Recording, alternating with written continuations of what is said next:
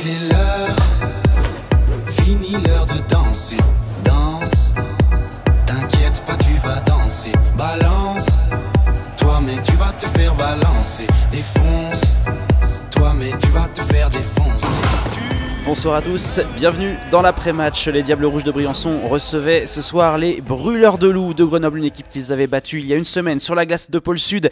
Et pourtant, ce sont les Isérois qui vont commencer par ouvrir les hostilités par ce but signé Dominique Jalbert en powerplay, assistance Roberts et Sivic, des Briançonnais qui vont réagir assez vite en première période avec un gros slapshot venu de la gauche de Kevin Igier qui crée l'égalité, assistance Ankerst et Abramov.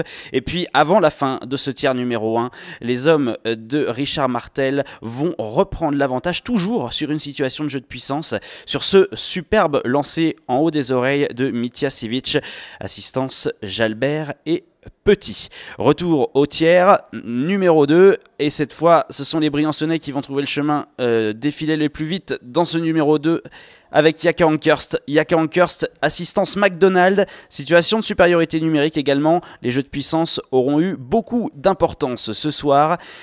Des Briançonnais qui vont justement sur une situation de 5 contre 4, se faire contrer à la ligne bleue sur le lancer de Marc-André Bernier. Et c'est Christophe Tartari qui s'en va tout seul tromper Shane Madolora. Grenoble 3, Briançon 2.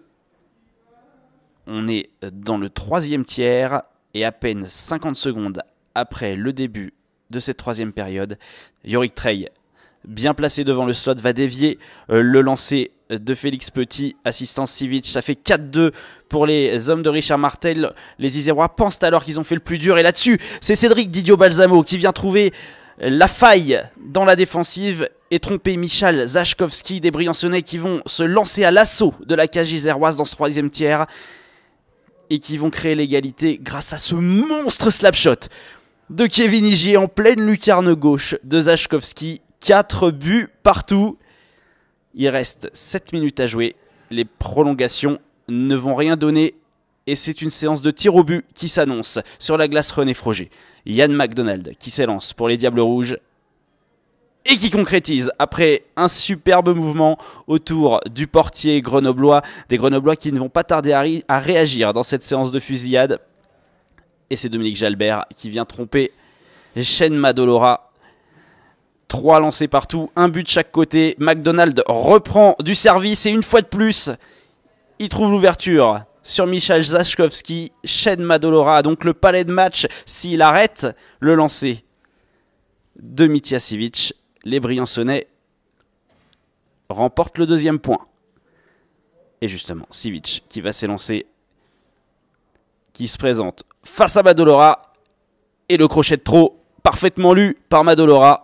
Victoire des Diables Rouges sur leur glace, 8e succès consécutif des hommes des Doterglav que l'on retrouve tout de suite en conférence de presse.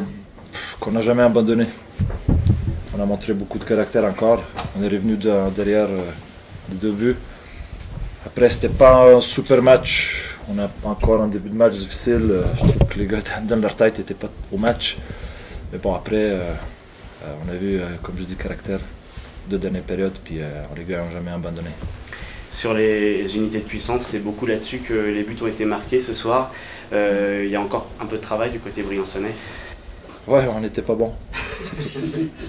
4 contre 5, on n'était pas bon. C'est sûr, quand on manque devant Flo, Chakashvili, Dave Lebrec, puis même Damien, 12e période, c'est les 4 joueurs qui sont pas remplaçables sur l'unité spéciale. Puis oui, ça...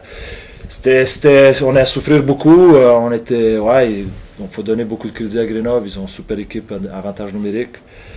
Mais après, il y a les joueurs qui ont eu leur chance, puis je pense qu'en général, tout le monde a bien fait. Puis je suis content. 2 victoires de suite contre le leader du championnat, c'est une grosse satisfaction quand même, donc du coup.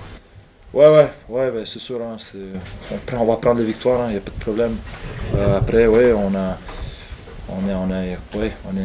vu Grenoble, même quand il manquait quelques gros joueurs, mais pareil, c'est une bonne équipe, ils travaillent très fort. Puis nous, c'était un peu le même truc, il nous manquait quelques joueurs aussi, mais c'est ça, c'est bien, on a une équipe de caractère, on a une équipe qui ne lâche jamais, ça s'annonce bien pour la suite. Norbert, l'équipe a été souvent menée, mais comment ça s'est passé sur le banc? Ça s'est parlé? Vous y croyez? Vous y avez cru tout le temps? On va dire que le problème, c'est nos entames de match à la base. On a vraiment du mal à prendre l'avance dès le début.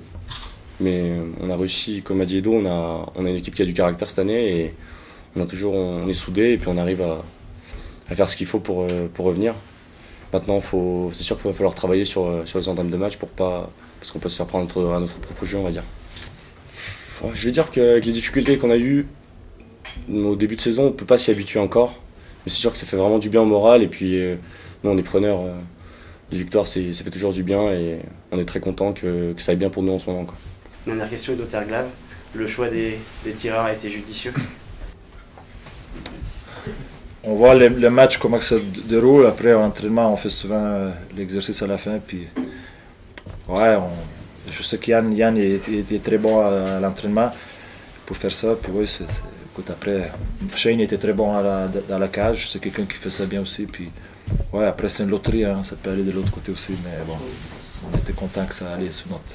Et si les sourires sont là du côté briançonnais, il y avait un tout petit peu de regret du côté de Richard Martel, le coach des Brûleurs de Loup de Grenoble, qui est venu ici en conférence de presse. Il nous explique les raisons du point manquant ce soir pour ces hommes.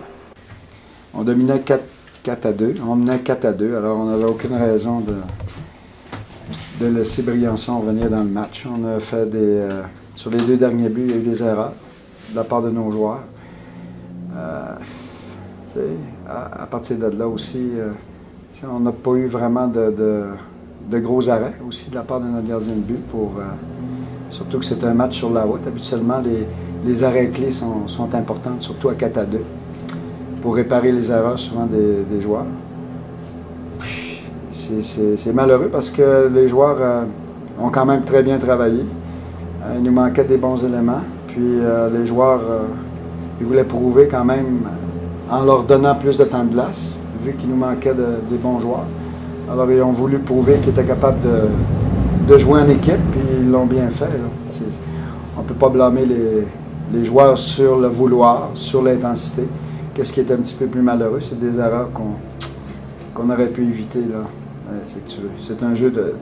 On sait que c'est impossible, un match sans erreur, c'est impossible. C'est l'équipe qui en fait le moins.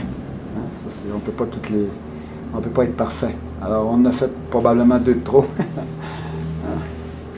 Vous avez beaucoup dominé le début de la saison, même très clairement dominé. Là, depuis quelques matchs, on sent que ça marque un petit peu le pas. Ça vous inquiète ou pas spécialement? Je pense que la période des fêtes est bienvenue. Parce que je ne crois pas que les autres équipes nous voyaient accumuler des victoires comme on le fait. Parce que sur papier, on n'est pas complètement au-dessus de plusieurs équipes. On est pas mal, on s'équivaut quand même pas mal, équipe par équipe. Mais je pense que la période des fêtes, ça va être une bonne chose pour nos joueurs. Ils sont rendus là. Regardez, on a des blessés présentement parce que la pression de toujours gagner aussi. Parce que quand tu as une séquence victorieuse, tu ne veux pas qu'elle se termine. Donc, tu pousses toujours des fois un peu plus que ta capacité te demande. Alors, oui. Puis, on donne beaucoup plus de buts dernièrement. On ne donnait pas beaucoup de buts comme ça à un moment donné. Alors, on va tout essayer de corriger ça pour la deuxième portion du calendrier. Hein? C'est notre job, ça a l'air. C'est ça. Richard, avec 3 attaquants majeurs blessés, vous avez poussé Dominique Jalbert, défenseur de métier, sur le 2e bloc, position d'attaquant. Il a marqué le premier but et il a fait un match plutôt intéressant pour un défenseur en ligne d'attaque. Vous êtes satisfait? Il a fait un match intéressant. On a une bonne discussion avec parce que j'ai bien aimé ce qu'il nous a montré en jouant en avant. On va regarder ça. Peut-être qu'on va répéter l'expérience. On va discuter avec pour bien des choses. C'est la fin de cet après-match. Merci de nous avoir suivis. Prochain rendez-vous pour les Diables Rouges de Briançon. Ce sera du côté d'Amiens le 23 décembre. D'ici là, excellente soirée à tous. Ciao, bye bye.